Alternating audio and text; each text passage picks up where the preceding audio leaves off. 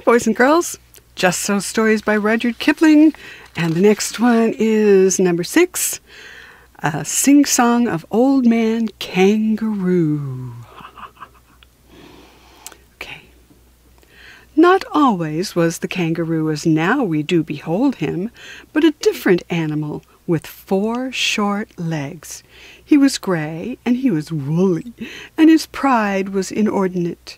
He danced on an outcrop in the middle of Australia, and he went to the little god Ga. He went to Ga at 6 before breakfast, saying, "Make me a different from all other animals by 5 this afternoon." Up jumped Ga from his seat on the sand flat and shouted, "Go away!" He was grey and he was woolly, and his pride was inordinate. He danced on a rock ledge in the middle of Australia, and he went to the middle god, Xing. He went to Xing at 8 after breakfast, saying, "Make me different from all the other animals. Make me also wonderful, popular by 5 this afternoon."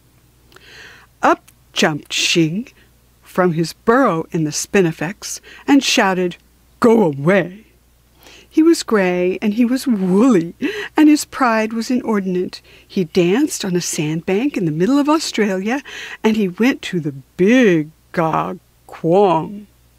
He went to Quong at 10 before dinner time, saying, "Make me different from all other animals. Make me popular and wonderfully run after by 5 o'clock this afternoon."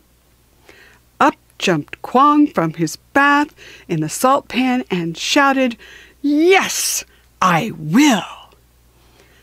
Quong called Dingo, Yellow Dog Dingo, always hungry, Dusty in the sunshine, and showed him Kangaroo.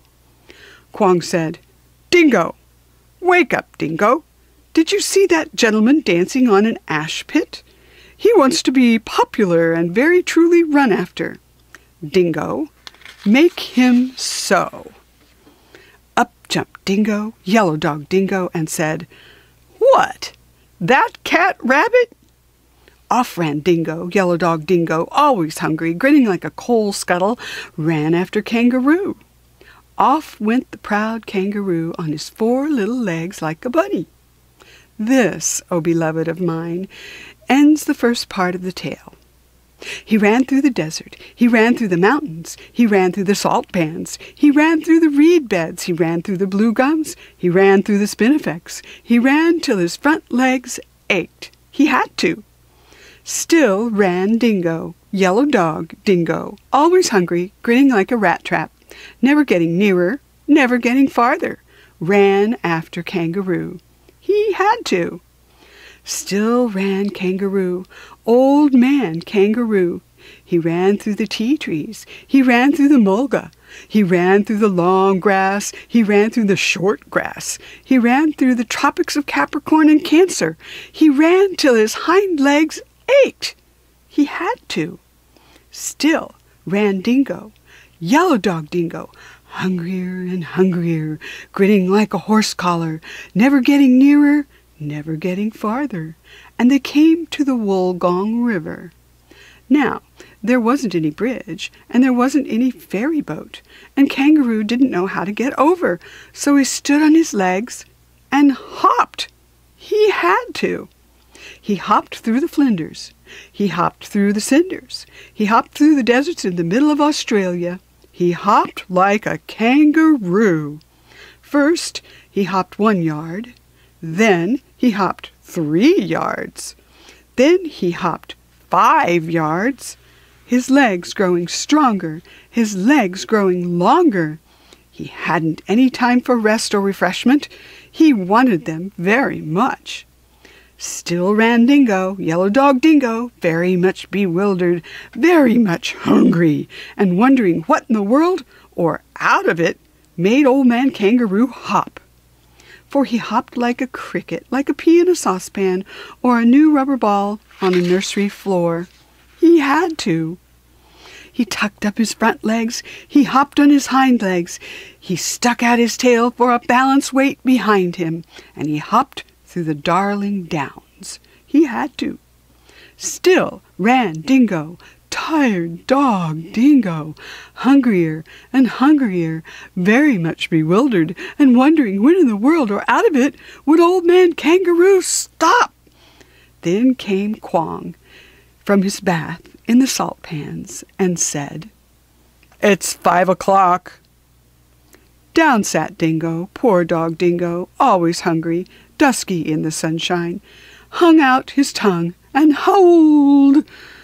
Down sat Kangaroo, old man Kangaroo, stuck out his tail like a milking stool behind him and said, "Thank goodness that's finished." Then said Quong, who is always a gentleman, "Why aren't you grateful to Yellow Dog Dingo? Why don't you thank him for all he has done for you?" Then said Kangaroo, tired old Kangaroo, "He's chased me out of homes of my childhood. He's chased me out of my regular meal times. He's altered my shape so I'll never get it back, and he's played old Scratch with my legs." Then said Quong, "Perhaps I'm mistaken, but didn't you ask me to make you different from all other animals as well as to make you very truly sought after? And now it is 5 o'clock." "Yes," said Kangaroo, "I wish that I hadn't. I thought you would do it by charms or incantations, but this is a practical joke."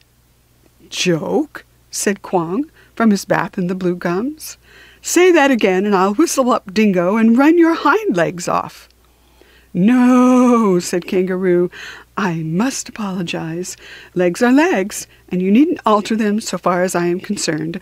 I only meant to explain to your lordliness that I've had nothing to eat since morning, and I'm very empty indeed."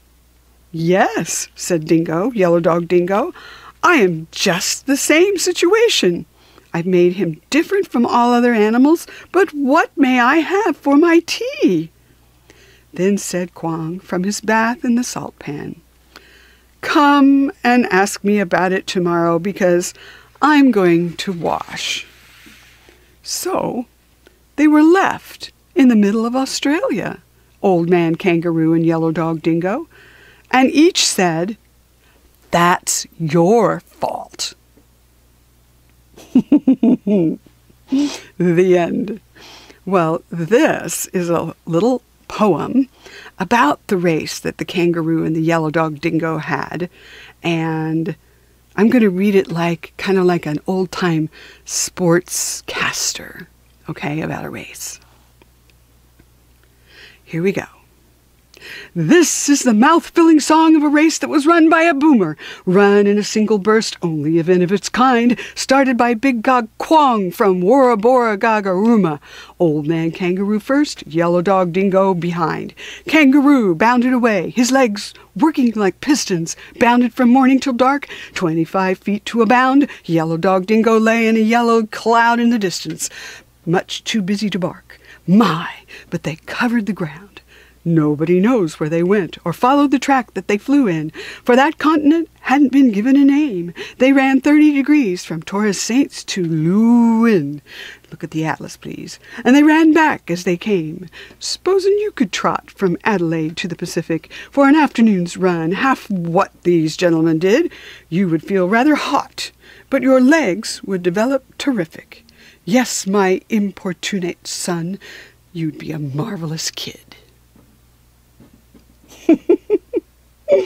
Just a bit of fun. Oh my goodness. I like these stories. I hope you do too.